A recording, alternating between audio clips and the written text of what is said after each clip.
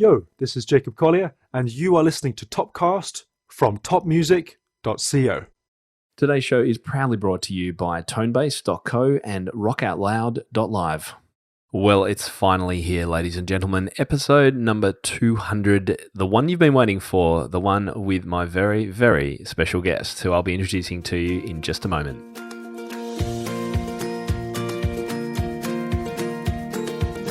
Welcome back to the Topcast for my 200th episode, and a very special welcome to all of you who've listened to these episodes over the last 5 years, and a particularly special welcome to my Top Music Pro teachers as well.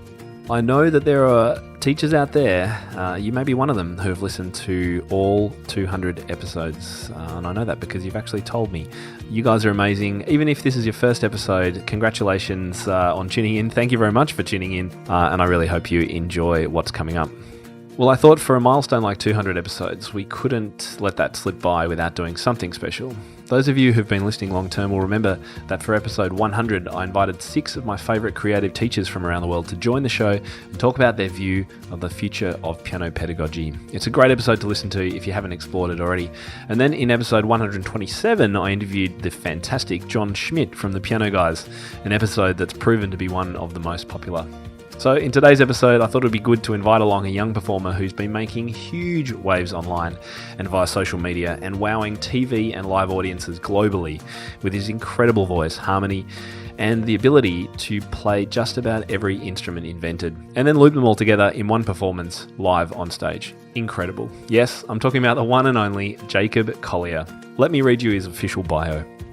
It's not often one encounters an imagination with the depth and proficiency of Jacob Collier's. The London-based 25-year-old is dubbed by many as one of the most innovative musicians of his generation. In 2012, Jacob's self-made YouTube tutorials achieved legendary status in the music world, attracting the praise of such luminaries as Herbie Hancock, David Crosby, Steve Vai, and Quincy Jones, who manages Jacob to this day.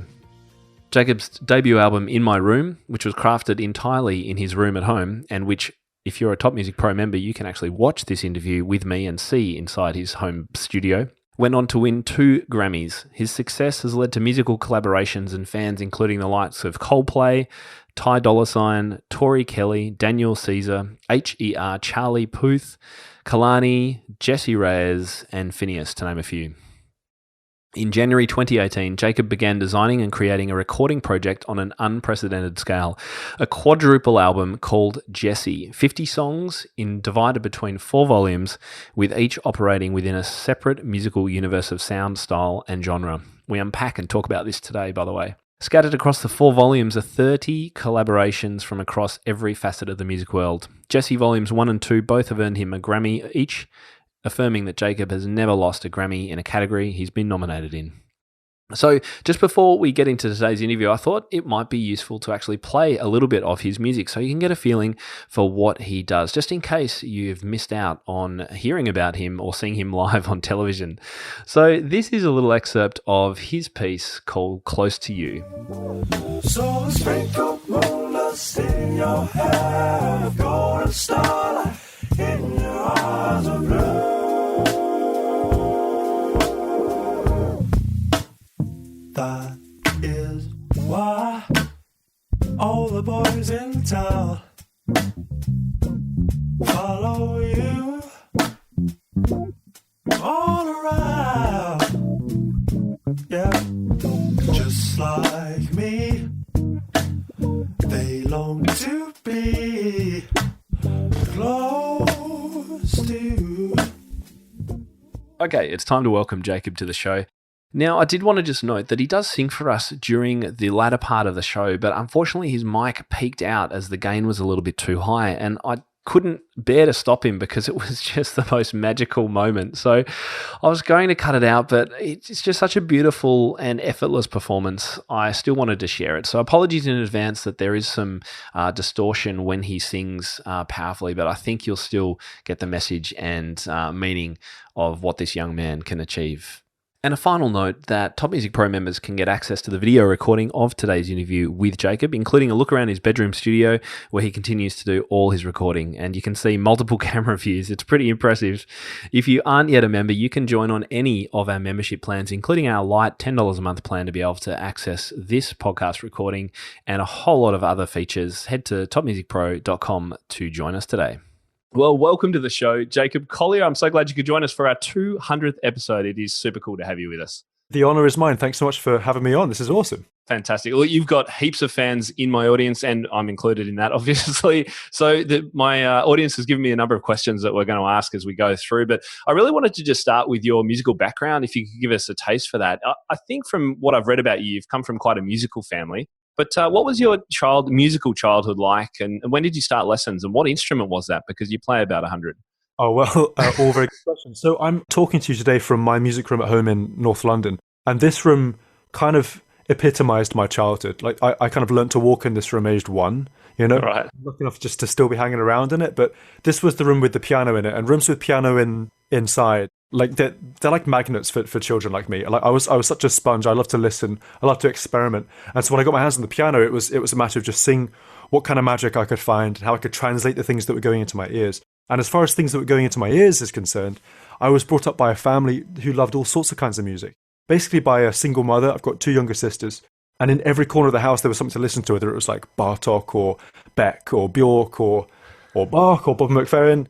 Stevie Wonder was a huge one for me, Earth, Wind & Fire, Joni Mitchell, Bob Dylan, all sorts of weird and wacko stuff too, you know. And so I think for me, I sort of rejected nothing, and I wanted to try and find a way of explaining these things to myself and understanding them on my own terms. And I guess that my sort of childhood logic dictated that the fastest way to understand these concepts was to start working with them. And so luckily for me, I had this room, and I would sit and muck around for hours and hours and hours. And that process eventually, I suppose, became what it is today, which is exactly the same process, except that a couple more people are tuning in, and you're recording it as well. How old do you reckon you were when you first started mucking around on instruments? Monkeying around. Well, I suppose it was as soon as I was old enough to walk and talk. So I guess by 2 or 3, I'd been handed a violin because my mother is an incredible violinist, and both of her parents are also incredible violinists. And so I guess that was the first thing that I tangibly held, other than my voice, I guess. By 4, I'd given up violin. I think I was slightly too impatient. I think because, you know, you need to just sit with the instrument for a while before you can even make a sound. And I think I loved that instant gratification of being like, bang, great, chord, great, I like this, I can sing, I can, you know. And so I was drawn to these things that felt sort of instantaneous and creative. And so the piano, I guess, was where I used to spend a lot of time, just because there were all sorts of chords in the piano. Turns out chords are really interesting and can teach you a ton.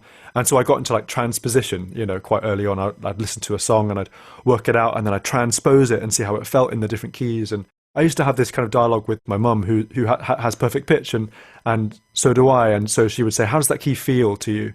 And I'd say, well, it feels a bit like A, but it might be D. And she'd say, yeah, well, those colours are similar, but it's actually D. And so I gradually learn, you know, what it meant to be in A flat minor, what it meant to be in C sharp major, and all these different kinds of flavors became increasingly tactile, specifically, I suppose, because of that dialogue that I had with my mum. It was like this language that we could both speak.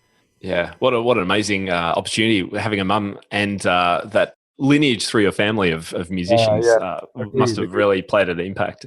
You mentioned chords before. I'm a huge advocate for chords, and one of the things that I love teaching other teachers about is how to explain chords and use chords with students, because it's not part of a traditional piano upbringing, as you may or may not know. I'm keen to find out about your actually lessons, what lessons you've had, but tell me a little bit more about your feeling about the importance of, for kids and our teachers listening, why are chords so important? Wow. I mean, yeah, chords were my first crush, first hand. All I wanted was to understand them. I suppose, yeah, in my listening and in my experience as a child, which really was, I guess it revolved around my own imagination more than other people's. I kind of refused lessons a little bit early on, and I only really had my first sort of piano lessons when I was about 15 or 16 years old, and that was within the jazz world. But the only thing before then that I'd studied was the voice, and so as a child, as a boy treble, I had experience singing in a couple of different operatic productions, which was well cool. Especially there was not called The Turn of the Screw by Benjamin Britten, which you may or may not know, but it's just like a wild ride chamber opera. It's incredible. So I guess I was exploring that at the same time as I was exploring Stevie and all these kind of funky things. And I think the thing that I gravitated towards with both these worlds, from the sort of strange classical world to the immensely funky kind of songwriting world, was the chords. And I suppose it's important for people to be aware when they're learning music that all these different forces are sort of playing into what is becoming something. So there's the melody, obviously, and then there's the rhythm, and then there's the harmony. And the harmony is kind of like the meat, I suppose, for me. And a melody means a little before it has chords, and once it has chords beneath it supporting it, it can mean a great deal more. And so I suppose for me, it all starts with triads. You take a triad like C major, which is this one of my faves.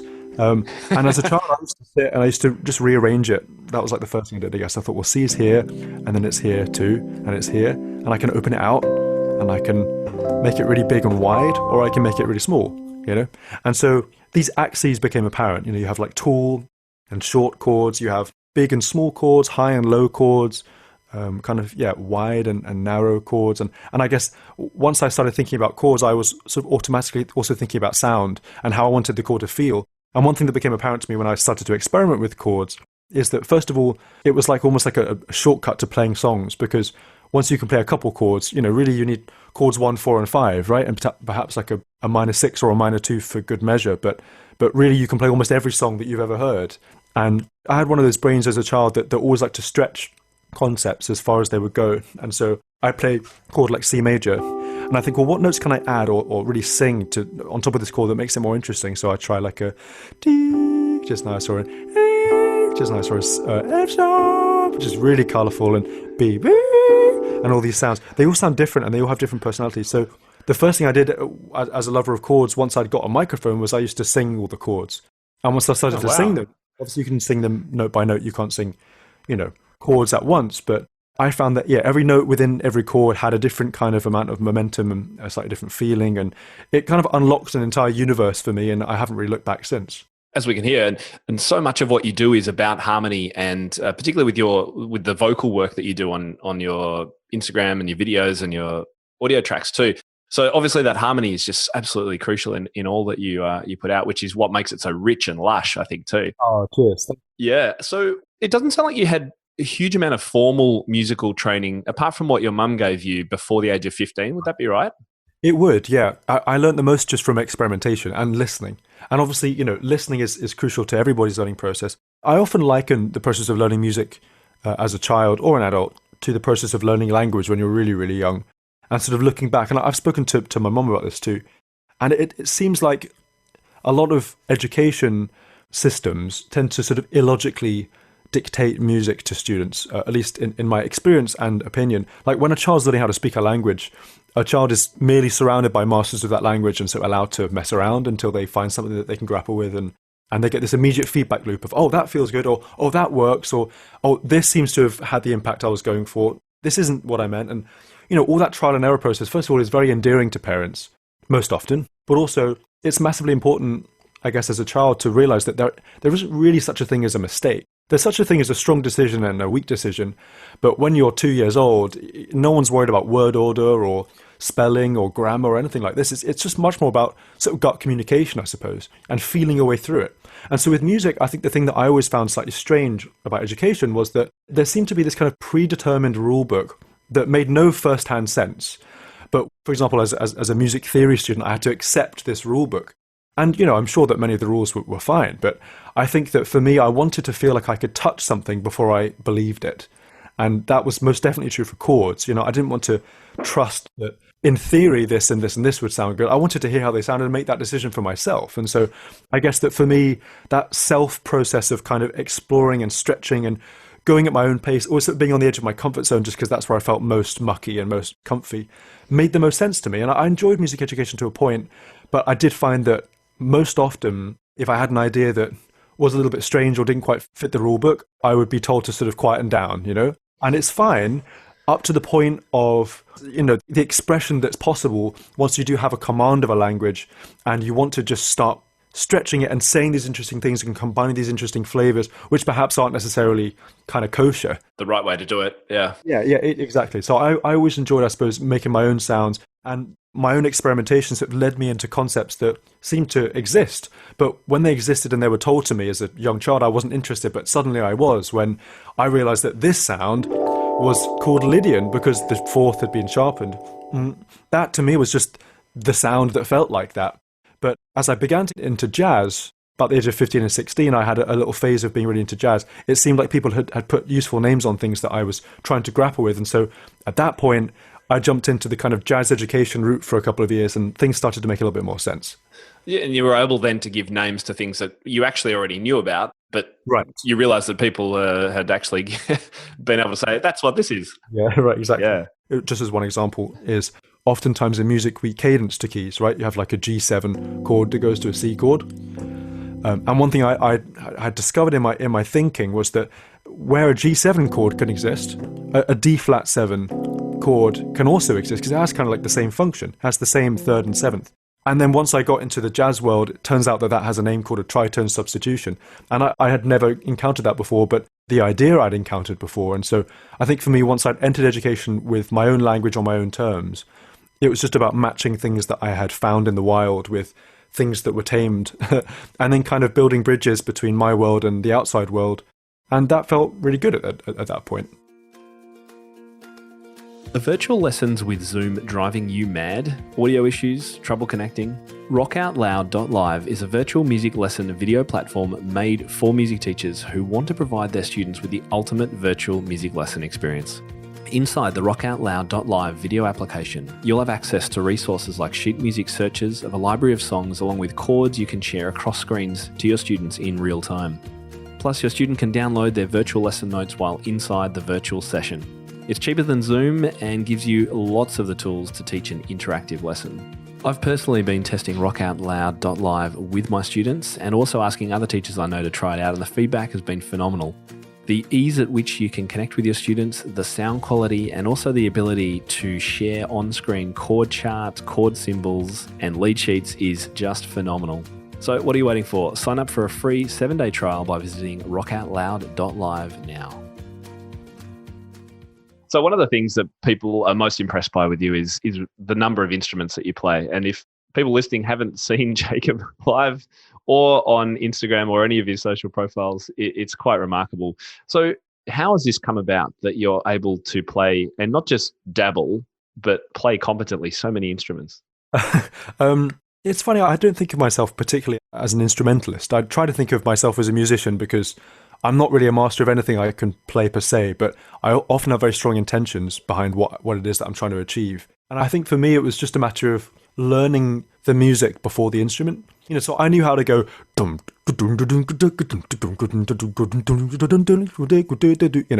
before I knew what a bass felt like in my hands. But once the bass was in my hands, it was just like, oh yeah, this note's here, this note's here.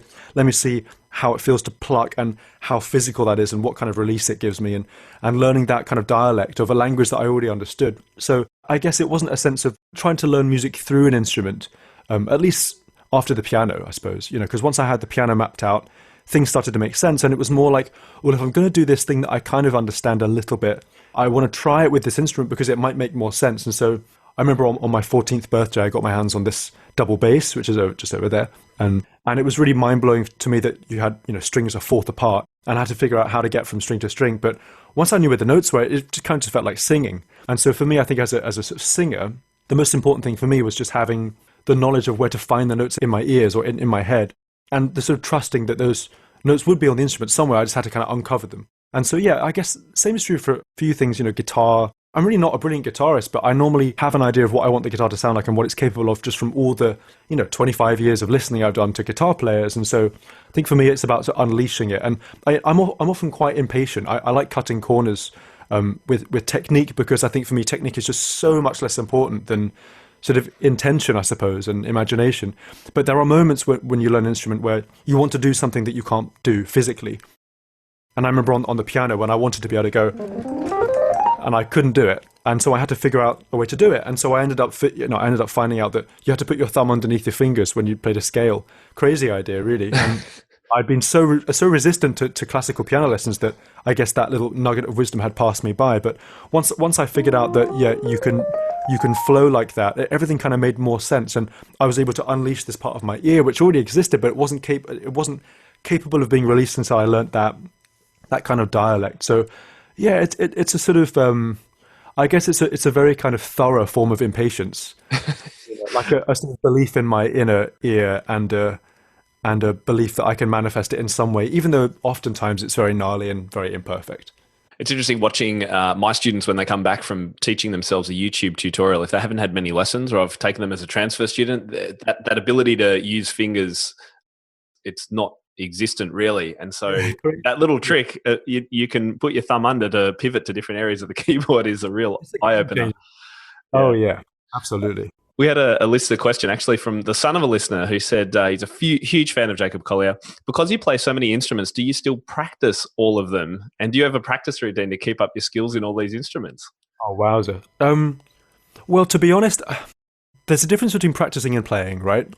In my lifetime, I've done so much more playing than I've done practicing, but playing can be more efficient at times. There are things that one needs to practice at different points in one's musical life, I suppose, that kind of help things work themselves out. And so I remember, for example, practicing triads for a while because, I was really good at understanding like these cluster chords with all these wonderful notes in them. And it's like, whoa, bursts of color. This is great. I could do this all day long. Oh, this is so nutritious. And then I realized that if I wanted to understand this properly, I'd have to strip them down into the triads that kind of made them up. And so there was one thing I practiced for a while, which is just if you take a major scale, like C major, you cadence to each degree of the scale if every scale note is a bass note. So, for example, you're in C, and then you go to D, and then you go to E, and you go to F, then you go to G, then you go to A minor, and then you go back to C via B. And I did that in every single key. And by the time I'd done it in every single key, I could find my way around all these keys that felt very foreign, right? And so there was a period of time where I didn't know how to do that. I didn't know how to work my way around key centers and sort of tread water in keys. If I wanted to be in D for a while, one thing that classical organists need to study, and they're kind of like the only people left now who are studying these things, is just how to be in a key for a while. Like learn how to be in D, and it feels really kind of natural. And then obviously at the shortest notice, you have to be able to change key and go into say that. And I saw people, I was like, why can't I do this? So I sat down and practiced what it meant to just be in a key for a while. But a lot of my practicing felt like play because no one had told me to do it. But a lot of the things I was practicing actually were kind of heavy concepts, And I think that looking back, I've been practicing more than I've sort of liturgically planned and realized that I have been, just because I've been so determined to make something that I like that I've forgotten the amount of work that it takes to do it. One thing, for example, I've done a lot of practice at is working with Logic Pro, which is this recording software that I've been using now for 14 years. I got it when I was 11 for my birthday. And I've spent so many thousands of hours practicing how to use Logic, but I've never practiced how to use Logic ever before, really, by sitting down and thinking about it, because I've just always been making things with it. So it hasn't felt like practice, even though I have been doing that kind of legwork. But I suppose to round off the question, I think that your fascinations and your kind of taste often will dictate your practice routine to a point. And I also don't think that I'm a particularly good case study, because I was very resistant to concepts early on that would have helped me a great deal, like thumb under fingers, for example.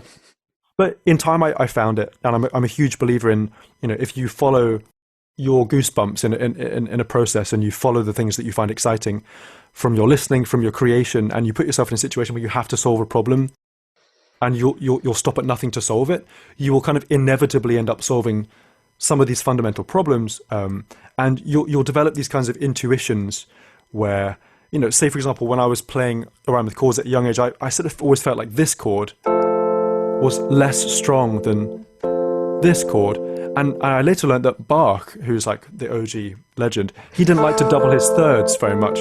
But I hadn't really taken that into account with my left brain, but I found it with my right brain after a while. It was like, yeah, I always find myself moving when I have a two thirds in a chord. And the more you do something, the better you get at it. And sometimes I think people sit and wait around until they're skilled enough to get started.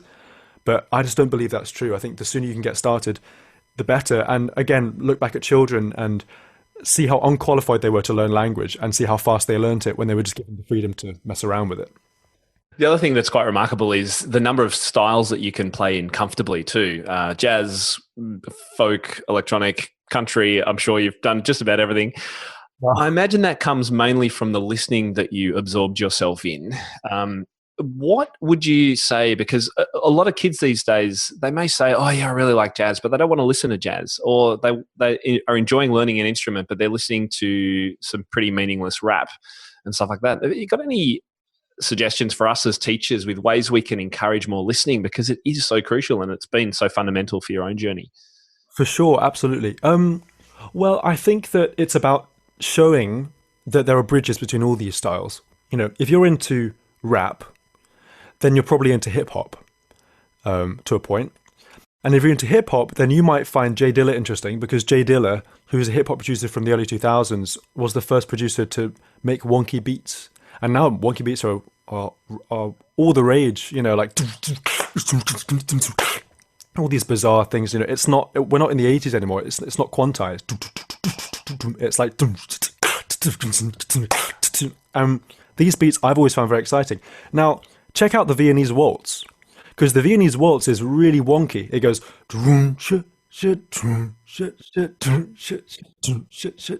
and that sounds like samba. And so everything's connected, whether you're in South America, whether you're in Europe, whether you're in the 1600s, whether you're in the 2100s, whatever, right? It's like music is all connected, and rhythm is one of the best ways to, I guess, describe it.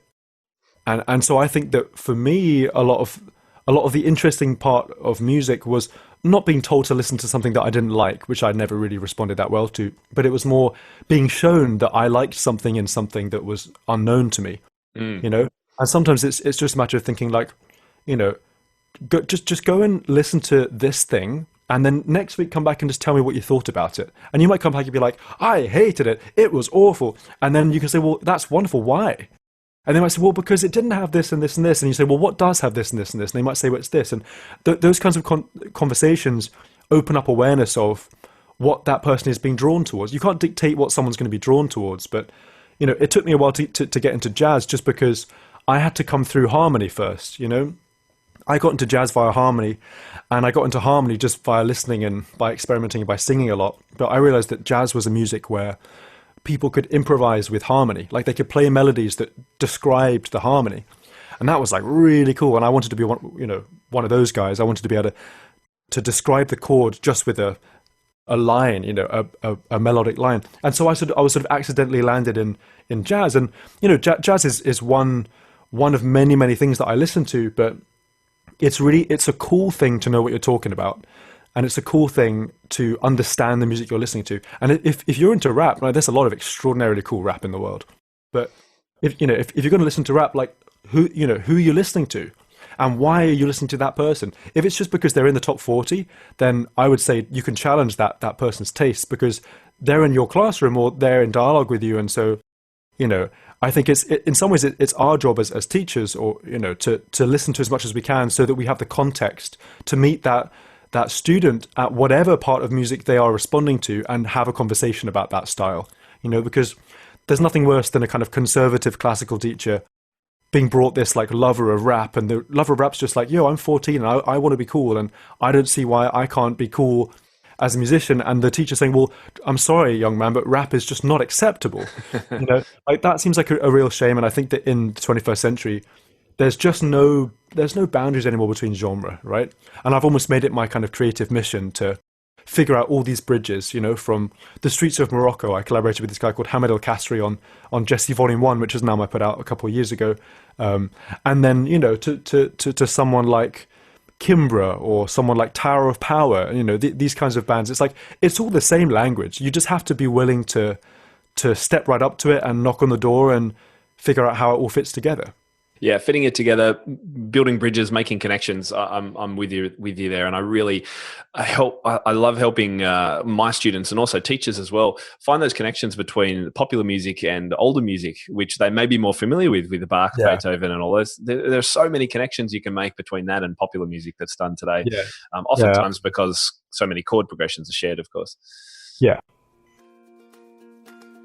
This episode is presented in collaboration with our friends at Tonebase. Tonebase is an online music education platform dedicated to making the highest level instruction affordable to students, teachers, and amateurs around the world. The Tonebase piano artist roster features world-class concert pianists and recording artists like Garrick Olson and Simona Dinestine, legendary musicians like Leon Fleischer, gold medalists of Chopin, Clyburn, and Queen Elizabeth international competitions, as well as professors from top conservatories like Juilliard, Curtis, Eastman, Yale, and Peabody. In a library of over 150 high-quality, in-depth videos, these artists share their insights with you on the craft of piano playing in all its breadth, including tutorials on intermediate and advanced repertoire, workshops on technique and musicianship, as well as interviews and special features. As a privilege of joining Top Music Pro, members receive free, unlimited access to the Tonebase piano platform. Join Top Music Pro to experience the incredible resources Tonebase has to offer at topmusicpro.com. And for more information on Tonebase, visit tonebase.co/piano. That's tonebase.co/piano for more information. Just before I want to talk about your upcoming album that you're working on at the moment. And I think you've got something that you can play for us, which I'm very excited to hear.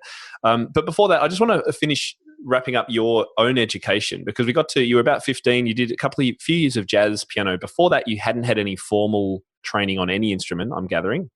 Yeah. What happened after that? Because it sounds like you did some sort of formal music education after that. Is that right? Yes, it is. So when I was 16, I guess I was starting my penultimate year of school. And I realized that I wanted to conquer jazz. I wanted to understand jazz. I wanted to be able to be literate in jazz. And so I went to a Saturday school at the Royal Academy of Music here in London, which is fantastic. And, in this session, every Saturday was a 3-hour session. We learned a bunch of tunes, from older jazz tunes to kind of new, hip, contemporary jazz tunes. We took them apart, and the people in charge, there's an amazing flautist called Gareth Lecrane, who was my educator for a while there, and he would say, okay, so this tune's in D, and it goes here over to B flat, and if you're going to go from D to B flat, how do you get there? Well, there are a few ways you can get there, right?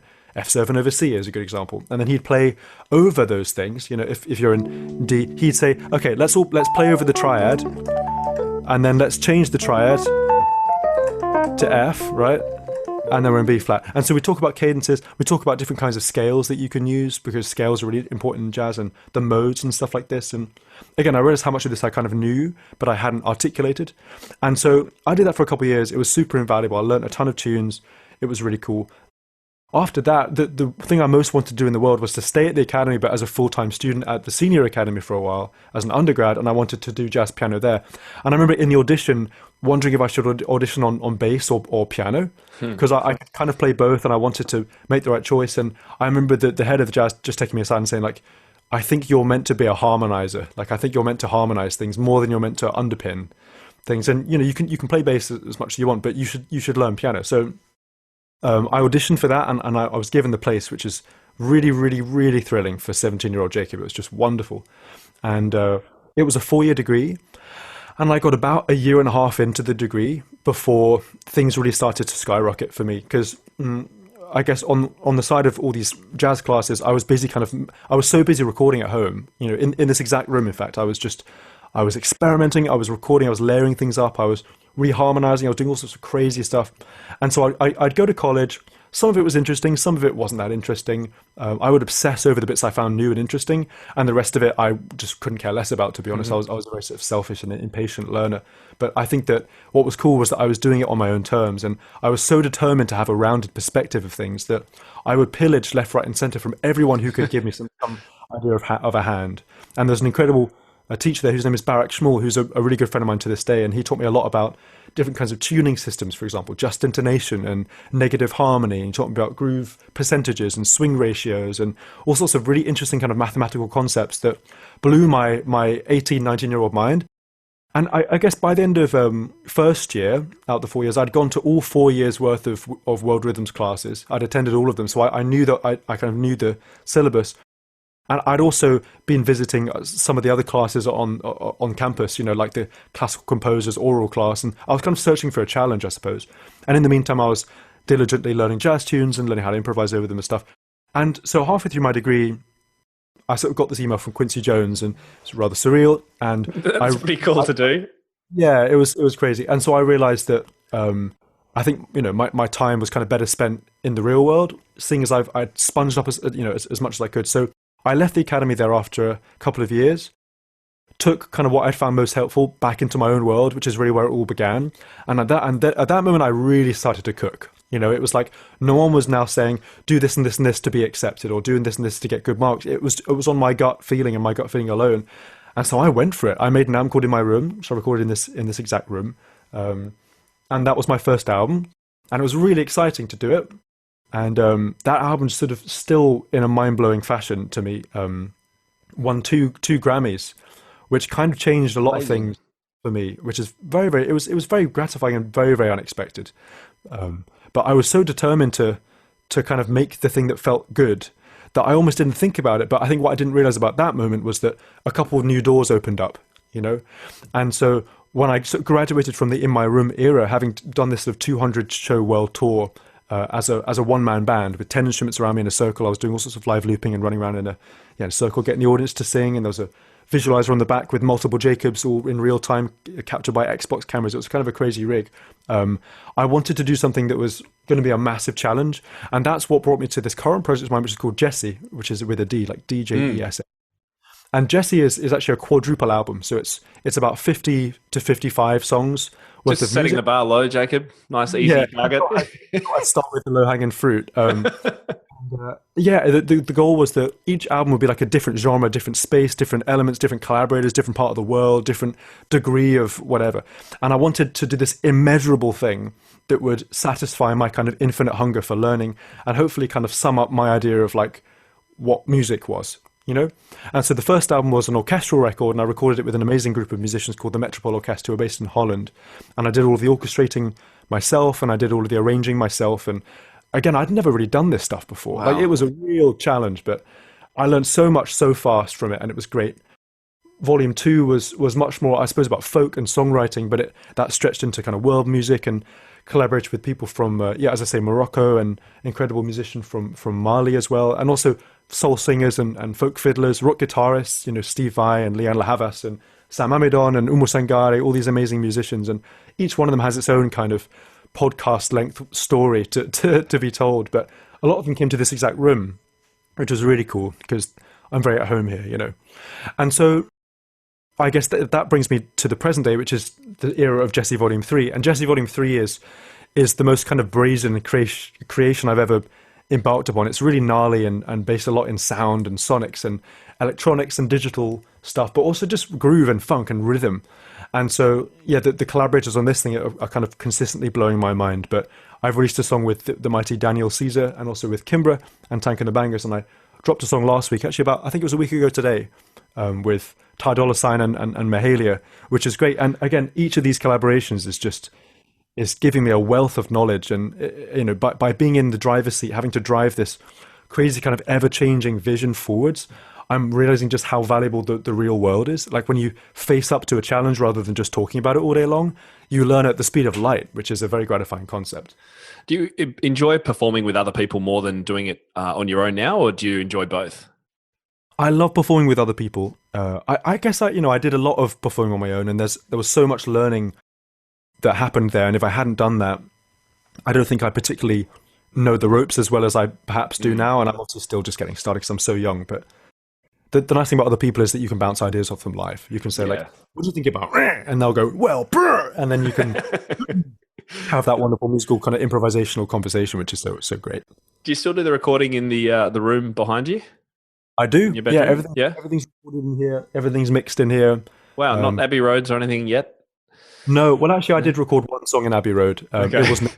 I think every musician has to do that once, right? I had to go, man. I had to go. Yeah, that was the first song from Jesse Volume 1. It was with this amazing choir called Voces 8, and it was like almost like a kind of like a madrigal or something very, very pure, just with voices alone. It kind of sets the scene. And I went to Abbey Road too because I had to go there once in my life. Absolutely.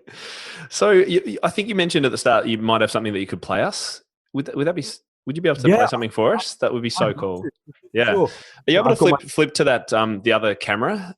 Yeah, I can, absolutely. So actually, there's this camera which you might like. This is pretty cool. So this is the keyboard camera. Can you just go to the whole room as well, just to show that? Because your whole room is So this is the vibe. It, Welcome. it is amazing, Jacob. It looks like every teenage musician's dream bedroom. Yeah, it kind of is. I must state that it's not exactly my bedroom. My bed is actually right up there. It's like above Oh, my head. okay. You've taken over this room of the house. For a room, yeah. If I go back to the face camera, so yeah, like that's the door over there. But you can there's like these guitars that are along the wall Oh, that is super cool. behind me as well. I don't know if you can really see, but Oh, yeah, yeah. I've spent a lot of time in here just kind of messing around with things. Are the Um, neighbours okay with it now? they are they're unbelievably forgiving of me. Um, yeah, I'm just so lucky. If I don't leave the window open while I'm making a song, they'll like stamp their foot and complain. They'll be Oh, like, right. Oh, that's cool. which is I'm extremely grateful, and I mean even more than those guys to my family for unending patience. And I'm a very nocturnal beast, so I tend to record through the night, and they're ever so patient of those kick drums.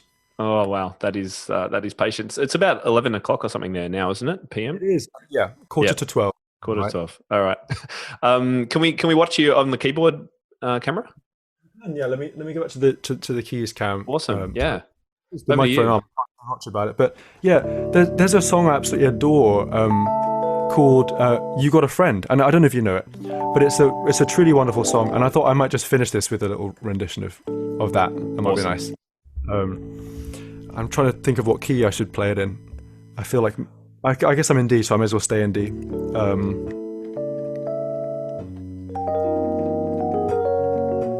And he goes, you can sing along at home if you're listening in. He goes, when you're down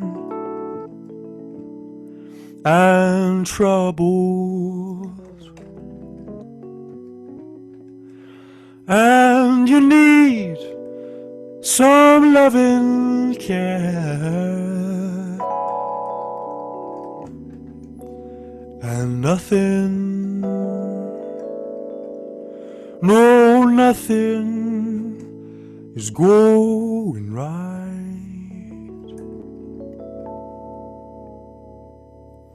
Close your eyes and think of me, and soon I will be there to brighten up even your darkest night. You just call out my name, and wherever I am, I'll come running, running, running, running, running to see you again.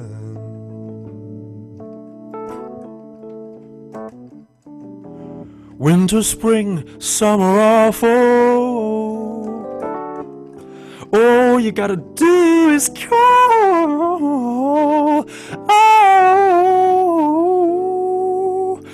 Oh, I'll be there. Yes, I will. I'll be there. Yes, I will. You got a friend.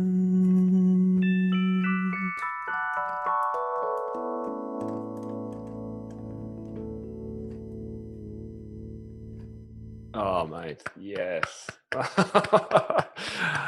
All the music teachers around the world listening will be applauding that. That was so cool. Chills down my spine.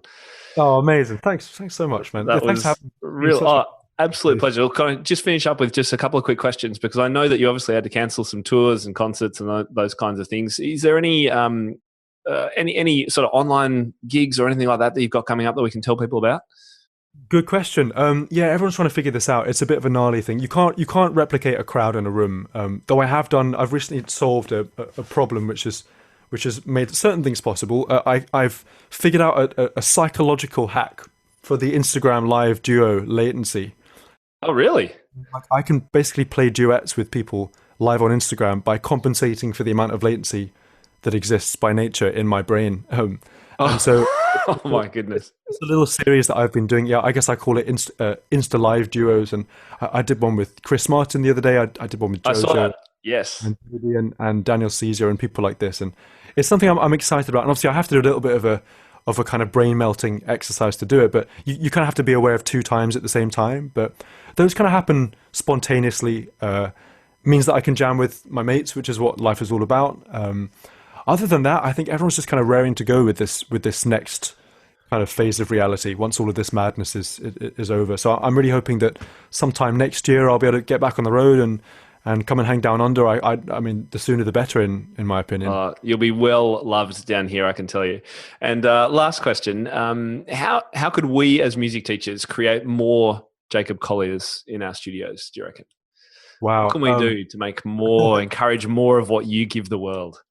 Well, in some ways, I don't think the world needs another one of me. I'm me, but I am me. That is true. But I think that one valuable thing that I've really realized recently is that the best service that a person can do to the world is just to be themselves, and that goes to teachers and students alike. And I think that the teachers who are willing and able to speak from a point of view of kind of trust, those guys tend to, in my experience, get the best results. And when I was a young boy, really my environment was far less about discipline and far less about expectation and far less about even the results of what I was making, because a lot of what I was making was really weird. It was about falling in love with the process of making anything at all, and that process being the thing that was cool. So I would just say, trust the people that you're teaching. If those people are children, then they're probably much wiser than you are. And keep your eyes and ears open for their ideas and kind of let them climb the ladders that excite them.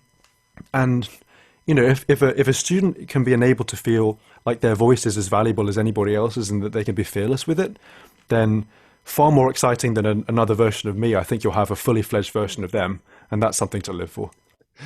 What a great way to wrap things up. Thank you so much, Jacob, for coming on the show today. You're very welcome. Thanks so much for having me. Pleasure.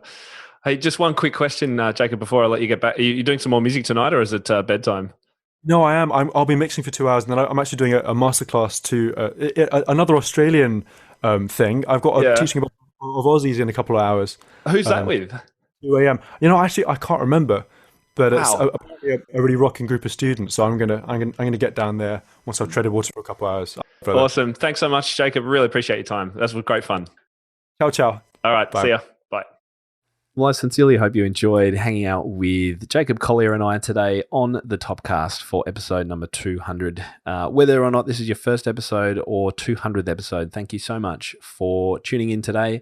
I hope you've enjoyed it, and I look forward to spending another 100 episodes with you in the coming years ahead.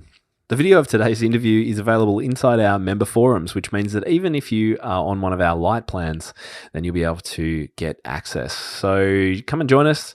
I can't wait to share both this and many other interviews with you at topmusicpro.com. Well, that's it from me today. I'm going to sign off, and I'll see you in episode number 201 next week. Until then, you've been listening to the Topcast from topmusic.co. I'll see you next time. For more information about this episode and to find out how to enhance your own teaching, visit topmusic.co. You'll find everything you need for your studio, from lesson plans to cheat sheets, quick win teaching ideas, and guides on how to build your teaching business. Plus, you'll be connected to a global community of the world's top music teachers. And when you're ready, join hundreds of other teachers around the world by becoming a Top Music Pro member and get access to all our bonus content and flagship courses. And don't forget to follow topmusic.co on social media and subscribe to this podcast wherever you listen to it. That's all for today. We'll see you in the studio.